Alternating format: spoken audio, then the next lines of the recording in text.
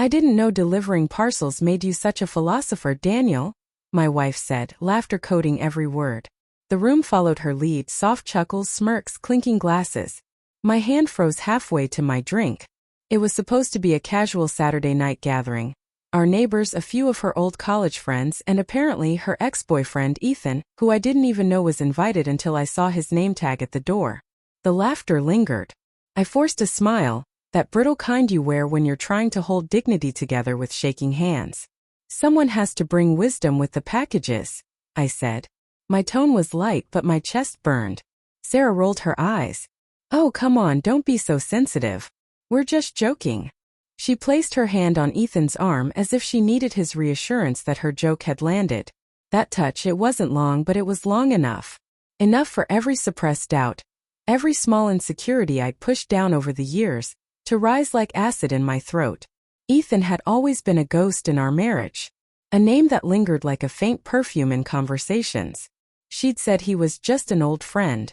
That I was imagining things when I noticed her tone change whenever he came up.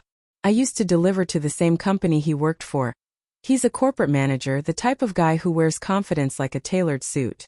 Once I'd seen them talking in the lobby. Too close. Too easy. She'd said it was coincidence. I believed her. Because that's what love does. It makes you choose blindness when truth hurts too much to see. Now at this party I watched her lean into him again. Laughing. Her wine glass tilted. Eyes glittering with nostalgia and maybe something more. The conversation drifted around me, meaningless sounds. My pulse thudded in my ears. I caught Ethan's wife Marissa watching too. She sat across the room, silent, elegant, eyes sharp as glass. She smiled when she caught my gaze, not a kind smile but one that said, "You see it too, don't you?" After dinner, Sarah floated to the center of the room, wine in hand. "Everyone," she called, her voice too bright. "Let's play a game. Best and worst moments in life. It'll be fun." Ethan went first. His best moment was starting his company. His worst was losing someone I once cared about. His eyes flicked toward my wife for half a second, barely noticeable. Barely. Sarah blushed. The kind of blush that's remembered, not random. I saw Marissa's fingers tighten around her glass. My turn came and I forced a laugh. My best moment? Probably marrying Sarah. The words scraped out of me like gravel. Worst? Realizing people sometimes forget who stood by them when the world wasn't clapping. The silence was sharp. Sarah nudged me with a look that said, "Don't ruin the fun." But the fun was already rotting. Later, while everyone gathered for speeches, Ethan celebrating a new business deal or some such, I slipped outside to breathe. The air was cold, honest. Marissa followed. She lit a cigarette, her voice calm. "You know they've been texting for months, right?" My heart stuttered. "What?"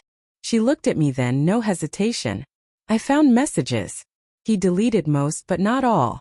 "Late nights. I miss our talks. You still make me laugh." Stuff like that. My throat closed. "And you're just okay with that?" "Not exactly." She exhaled smoke, her lips curling into something that wasn't quite a smile. "I came here for a reason." When we walked back inside, the speeches were wrapping up. Sarah stood near the mic, glowing under the lights. She loved being the center of attention, always had.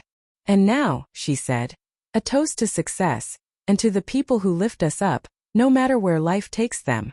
Her gaze drifted to Ethan again, soft and foolish. Marissa stepped forward. "Actually," she said, taking the mic with a gentle but firm hand, "I'd like to add something." The room went quiet. Sarah looked startled, half laughing. "Oh, go ahead, Marissa." Marissa's voice didn't shake. "I just wanted to say, it's beautiful to see exes supporting each other. Especially when one of them still sends late-night messages about how they wish things had been different." Every breath in the room seemed to freeze. Sarah's smile faltered. Ethan's glass slipped slightly in his hand. Marissa wasn't done. "And how nice it must be," she added, turning to me now, "to have a husband who still shows up for you, even when you mock what he does to pay for your comfort." Gasps. Murmurs. A few heads turned toward Sarah, whose face had gone pale, lips trembling. Marissa set the mic down gently.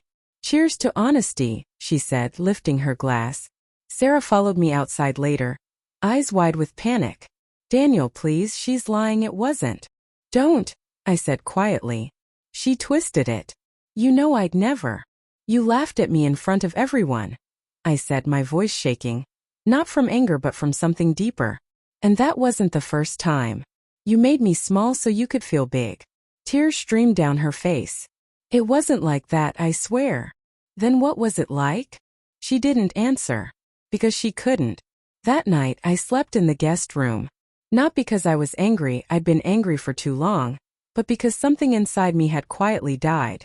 The next morning I packed a bag. She watched me from the kitchen doorway, hair messy, eyes red. Daniel, please don't go. I made a mistake. I love you. I looked at her, really looked. The woman I once adored. Now just a stranger wearing her face. Maybe you do, I said softly. But you loved being admired more. I left before she could reply. A few weeks later I delivered a package to an apartment downtown. Marissa opened the door. She smiled faintly. Small world. We didn't say much. Just a quiet understanding between two people who'd been burned by the same fire. As I walked back to the truck, the city hummed around me. Alive, indifferent, honest. And for the first time in years I didn't feel small. I felt free.